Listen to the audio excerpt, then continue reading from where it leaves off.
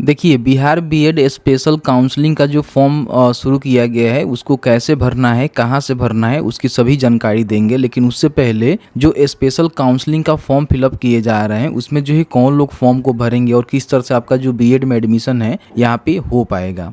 देखेंगे तो मेरे पास जो एक ऑफिशियल यहाँ पे पेपर का कटिंग जिसमें बताया गया है कि 4,469 यहाँ पे जो सीट है ना, अभी भी यहाँ पे खाली है बीएड में लेकर। ठीक है, अब यहाँ पे देखेंगे तो कौन से विश्वविद्यालय में जो है कुल कितनी सीट है और कितना नामांकन हुआ है, उसकी भी जानकारी यहाँ पे दे दी गई है। और साथ ही साथ देखेंगे तो इन्होंने बताया हुआ है कि 2 वर्षीय बीएड एवं शिक्षा शास्त्र में नामांकन के लिए 4 चरण संपन्न होने के बाद जो भी रिक्त 12% सीट है ना, उस पर नामांकन के लिए स्पॉट एडमिशन नहीं चलेगा। यानी कि पहले क्या होता था कि जो भी सीटें बच जाते थे 4th राउंड के बाद, तो उस पर जो है स्पॉट एडमिशन लिया जाता था, लेकिन इस बार जो है स्पॉट एडमिशन नहीं लिया जाएगा।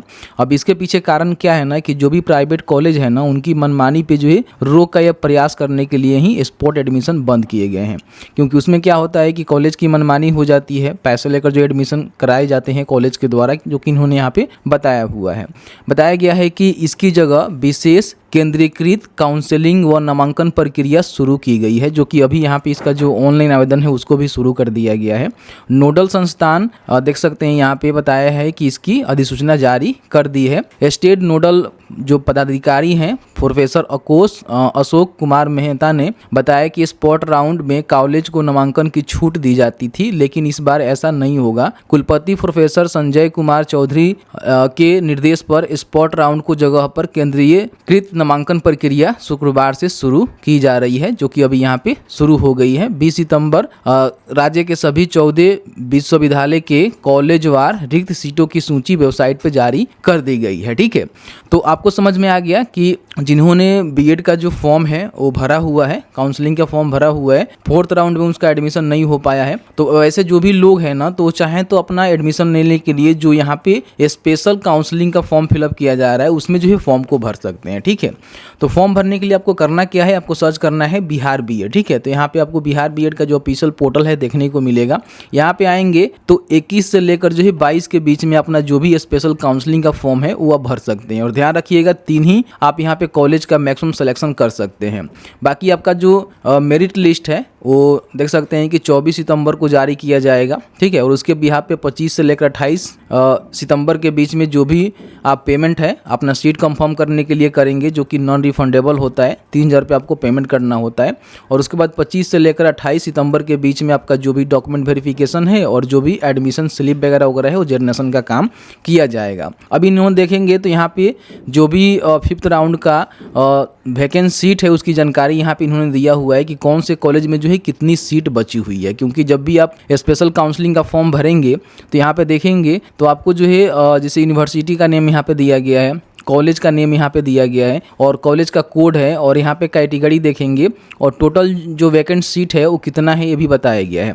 देखेंगे तो यहाँ पे बीसी के लिए सीट रिजर्व रखे गए हैं, बीसी फीमेल के लिए सीट है, माइनॉरिटी कोटा है।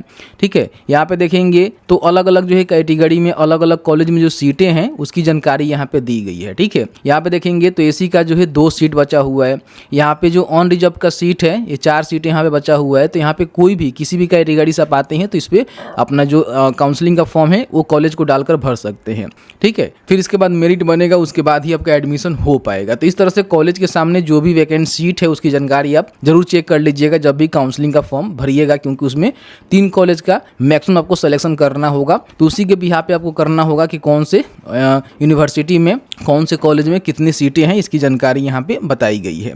आपको करना क्या है कि अब आपको काउंसलिंग का फॉर्म भरना है। ठीक है, तो काउंसलिंग के फॉर्म भरने के लिए देखेंगे तो इससे पहले इन्होंने एक नोटिस भी जारी किया हुआ है। यहाँ पे देखेंगे वही नोटिस में बताया गया है जो कि मैंने पेपर के माध्यम से बताया कि special centralize counselling and admission round यहाँ पे शुरू किया गया है। ठीक है, तो इसको भी आप चाहें तो चेकआउट कर सकते हैं, ऑफिशियल तौर पे यहाँ पे जानकारी निकल के आ चुका है। अब यहाँ पे मान लीजिए स्पेशल काउंसलिंग फॉर्म भरना चाहते हैं तो तो यहीं पे देखेंगे तो अप्लाई ऑनलाइन का आपको सेक्शन मिलेगा जहाँ पे आपको क्लिक करना है। यहाँ पे क्लिक करेंगे तो क्या होगा कि आपने पूर्व में जो भी यूजर आईडी पासवर्ड से लॉगिन करके अपना यूजर आईडी पासवर्ड क्रिएट किया था उससे आपको यहाँ पे लॉगिन करना होगा, ठीक है। तो साइन इन के बटन पर क्लिक करेंगे, यहाँ पे अपना जो भी लॉगिन आईडी है पासवर्ड है उसको डालकर यहाँ पे सबमिट करेंगे तो आपका जो डैशबोर्ड है ना खुलेगा। उसमें जो है काउंसलिंग का एक फॉर्म लिंक देखने को मिलेगा जिस पर क्लिक करके अपना जो भी काउंसलिंग का फॉर्म है उसमें 3 कॉलेज का सिलेक्शन करके सबमिट करना होगा, ठीक है। सबमिट करने के बाद आपको वेट करना होगा। यहाँ पे 14 सितंबर को आपका जो मेरिट लिस्ट है वो यहाँ पे जारी किया जाएगा, जो भी कॉलेज अलॉटमेंट लेटर है उसको जारी किया जाएगा। अगर उस लिस्ट में आपका नाम आता है तो अपना सीट को आप कंफर्म करेंगे और उसके बाद 25 से लेकर 28 के बीच में अपना जो एडमिशन है उसको करवा लेंगे। तो इस तरह से मैंने जो है पूरी जानकारी बताया। बाकी जो स्पेशल काउंसलिंग का जो फॉर्म है ना वो यहाँ पे मैं इसलिए फिलअप करके नहीं दिखा रहा हूँ कि किसी का मेरे पास यूजर आईडी पासवर्ड नहीं है। आप लोग यहाँ पे डालिएगा तो डैशबोर्ड खुलेगा, काउंसलिंग आप कर लीजिएगा, उसका फॉर्म को भर लीजिएगा।